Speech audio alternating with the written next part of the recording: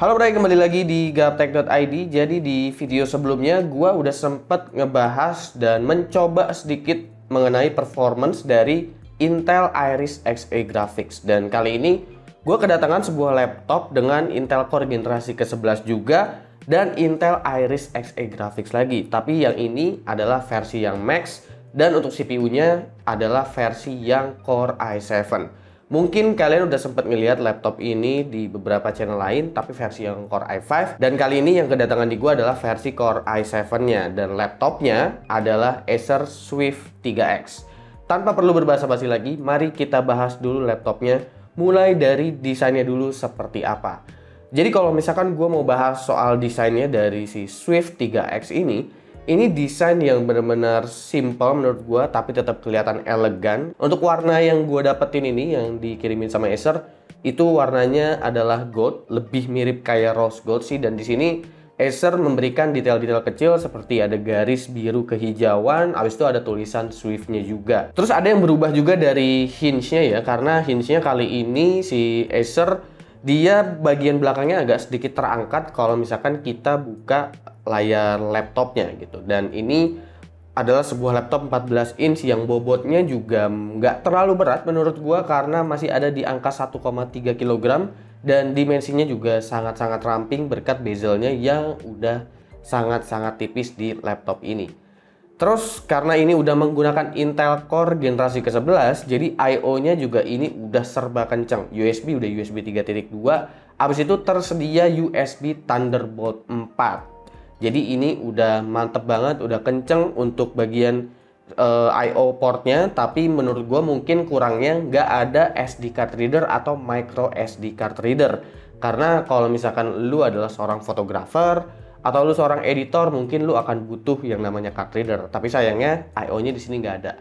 Cuma mungkin karena I/O-nya udah kenceng-kenceng, kalian masih bisa menggunakan dongle, terus kalian pakai card reader eksternal lah gitu. Itu masih bisa ketolong. Dan HDMI juga masih ada dan lain sebagainya. Untuk keyboard juga gue di sini cukup seneng ya dengan keyboardnya karena keycaps-nya itu punya jarak antara huruf satu dan huruf lainnya dan ukurannya nggak terlalu kecil untuk laptop yang bisa dibilang ramping seperti ini. Jadi gue cukup terkesan sama keyboardnya. Touchpadnya bisa dibilang juga sangat-sangat oke dengan feel yang lumayan mulus karena bahannya ini mirip-mirip seperti bahan bodinya gitu, jadi nggak keset lah. Dan di bagian kanan dari touchpadnya itu ada sensor fingerprint, jadi kalian masih mendapatkan security yang lebih lah untuk di Acer Swift 3 ini.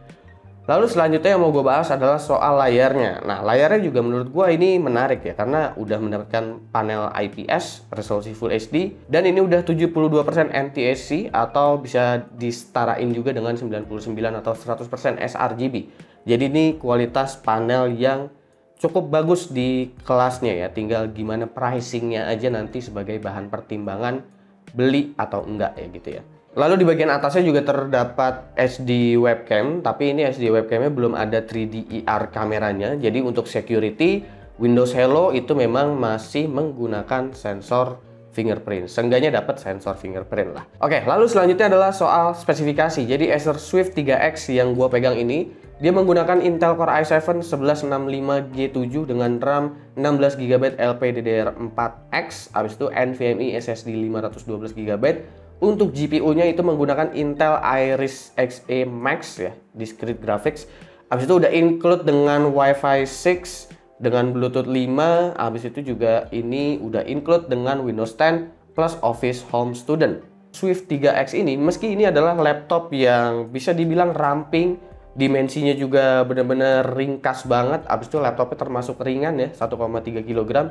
Ini laptop punya 2 slot M.2 untuk NVMe SSD-nya, dan karena ini udah menggunakan Intel Core generasi ke-11, PCI Express-nya udah menggunakan PCIe Gen 4. Sayangnya SSD yang didapetin di sini itu belum NVMe yang Gen 4 ya. Mungkin juga karena harga NVMe Gen 4 itu masih terlalu tinggi. Ntar kalau misalkan dijual include barang sama laptopnya, takutnya ntar harganya jadi terlalu bengkak gitu. Jadi NVMe-nya bawaannya masih yang Gen 3 yang dipasangnya. Cuma kalau mau upgrade ke Gen 4 silahkan. Lalu untuk power adapternya ini 65 watt dan ini ukurannya masih yang cukup konvensional ya, dengan kabel tambahan gitu di power adapternya, dan ini masih cukup tebal menurut gua untuk 65 watt. Jadi mungkin kedepannya Acer bisa kasih yang lebih ramping lagi gitu untuk power adapternya. Terus untuk daya tahan baterainya sendiri, ini Acer mengklaim bisa up to 16 jam. Tapi sejauh pengujian gua ini, gua bisa mendapatkan hampir 12 jam untuk playback video Full HD dengan brightness 50%. Oke, lalu kita masuk aja ke bagian performa untuk Intel Core i7 1165G7 plus Intel Iris Xe Max untuk discrete graphics-nya. Jadi prosesor Intel generasi ke-11 terbaru ini dilengkapi dengan discrete GPU, yaitu Intel Iris Xe Max yang semakin mumpuni dan mampu bersanding dengan performa grafis laptop gaming. Diklaimnya memang seperti itu sama Intel, tapi kita akan lihat aja pengujiannya. Kita mulai dari CPU dulu di Cinebench R15. Ini adalah CPU low voltage terkencang saat ini menurut gua karena single core-nya bisa tembus lebih dari 200 dan mendapatkan skor hampir 1000 poin untuk kelas 4 core low voltage di bagian multicore-nya. Gue bisa bilang ini sangat-sangat luar biasa untuk performa CPU-nya. Abis itu untuk di Adobe Premiere Pro CC, pengujian ini dijalankan dengan Project 4K, format XAVCS, dengan beberapa plugin seperti Lumetri, Text, Brightness and Contrast, serta Optical Flow. Cukup umum untuk editing dengan teknik cutting. Project berdurasi hampir 3 menit ini juga bisa dirender dengan waktu hampir 1:1 tanpa cari colokan sama sekali. Yang berarti encoder dari Intel Iris Xe Max ini emang luar biasa efisien. Salut untuk Intel di bagian ini. Lalu masuk ke bagian suhunya. Suhunya ini untuk menjalankan Cinebench emang cukup tinggi, tapi ini adalah stress test dan bukan skenario yang tepat untuk laptop tipis. Suhu operating pada area keyboard juga sebenarnya masih adem-adem aja dan sangat aman karena titik panas benar-benar di belakang sehingga pengalaman penggunaan nggak mengganggu.